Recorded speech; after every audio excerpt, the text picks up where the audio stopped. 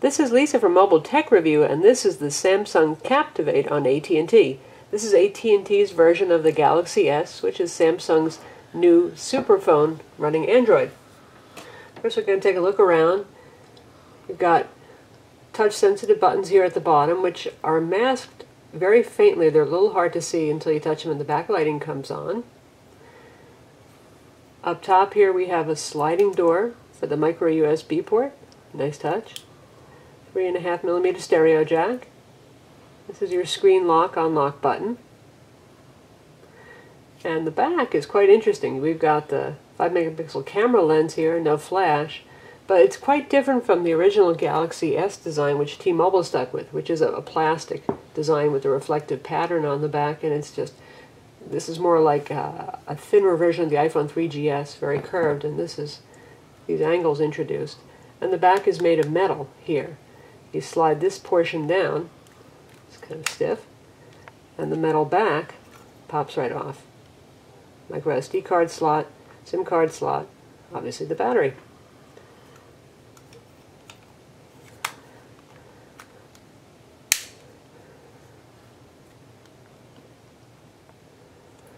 The phone runs on a 1 GHz Hummingbird CPU that's made by Samsung, and it's equivalent to the iPhone 4 CPU. It has 16 gigs of storage and a Super AMOLED display, which is like the AMOLED display we've seen on some older Samsung phones, only better. It's viewable outdoors, and it's more sharp. It still has those incredible popping colors, but it's crisper and clearer at the same time. We'll compare this with the T-Mobile version first, front view right here.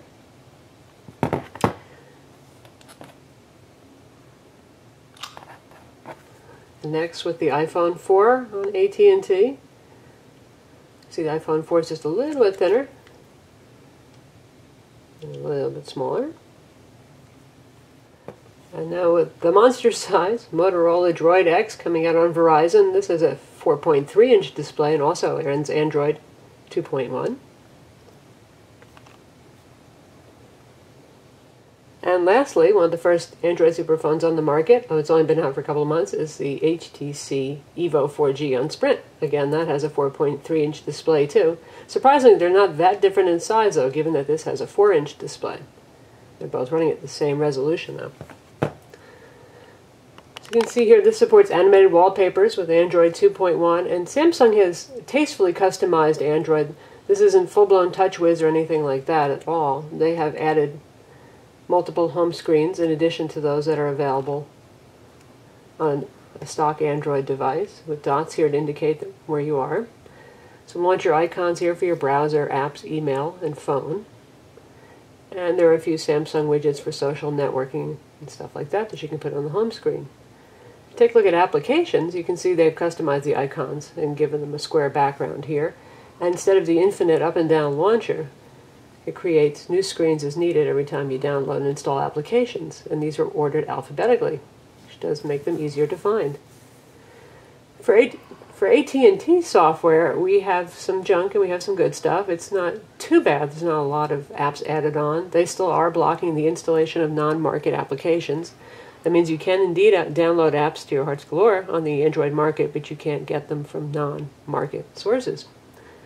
Got AT&T Family Map here, AT&T Hotspots, AT&T Maps powered by Telenav, mobile banking,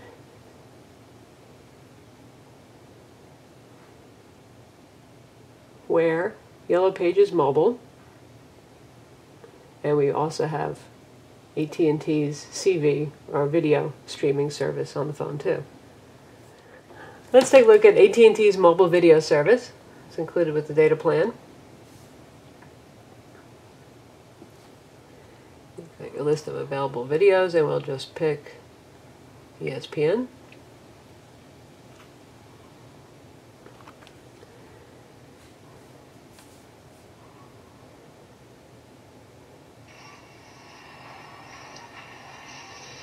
I'm John Butchergoss. Here's what's happening on SportsCenter right now. A pair of shortstops are swapping places. Alex Gonzalez and his 17 home runs heading to Atlanta. That looks pretty decent for AT&T's service. It's not the highest resolution clip that they stream because this has to work with feature phones. And phones with much lower resolution and smaller displays, but that's pretty good.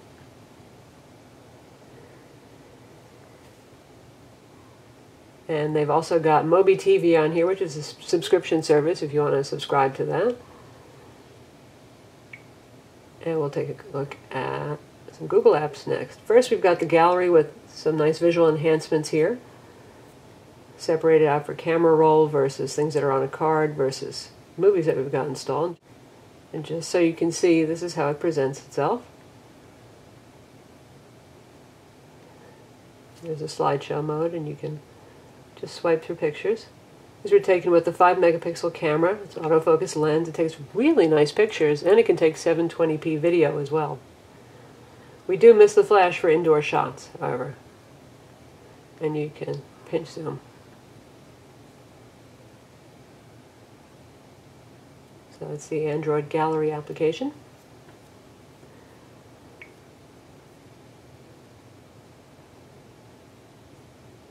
Next we're going to take a look at the video player.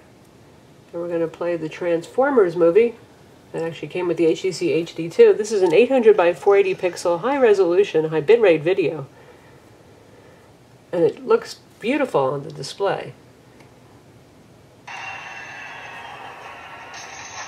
Though it doesn't always keep audio quite in sync, which is surprising given how fast the CPU is and what a nice GPU it has as well. But boy, that looks awesome on the screen.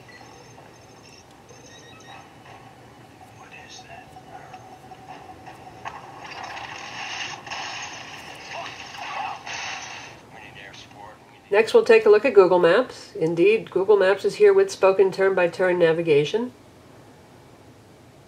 And we're downloading maps over AT&T's 3G data connection. This phone does not have super-duper reception, unfortunately.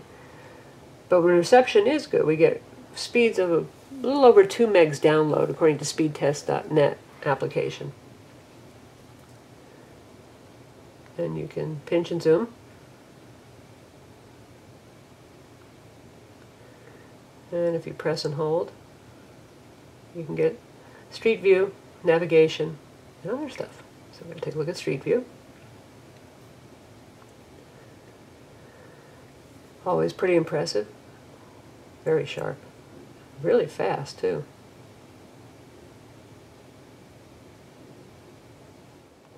Lastly, we'll take a look at the web browser. You can see the on-screen keyboard here. This does have swipe, Samsung swipe technology. If you like that, you can just drag from letter to letter instead of pecking at each one. You can also rotate this to landscape mode and get a bigger keyboard. There's haptic feedback and auditory feedback. You can turn off the auditory feedback if you don't want to hear clicking and popping sounds every time you type. So we'll go to our site.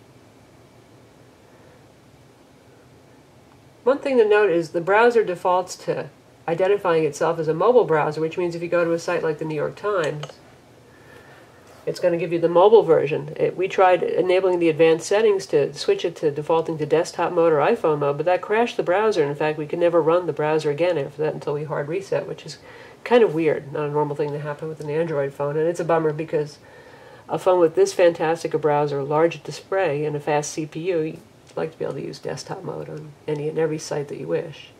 So again, we've got pinch zooming here, very fast, scrolling of pages, and good load times. And we'll take a look at the Sony Vaio P review, which has a lot of images. See how quickly that loads.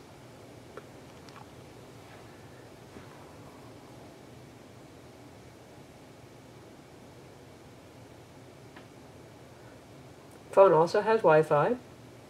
I can use AT&T hotspots with that for free. Of course, it has Bluetooth, and obviously has a GPS.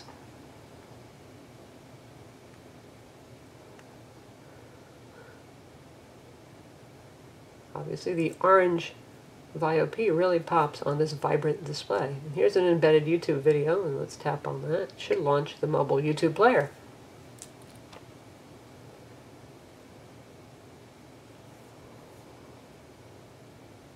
Starts off in standard quality mode. We're going to switch to high quality. I'm Lisa from Mobile Tech Review, and this is the Sony Vaio. We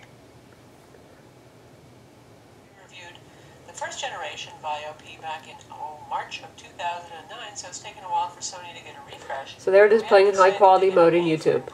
Took a bit of buffering to get here, but it certainly looks good now. Overall shape, size of the device is very similar to So that's the Samsung Captivate on AT&T, otherwise known as the Galaxy S. It should be available soon for $199, same price as the iPhone 4.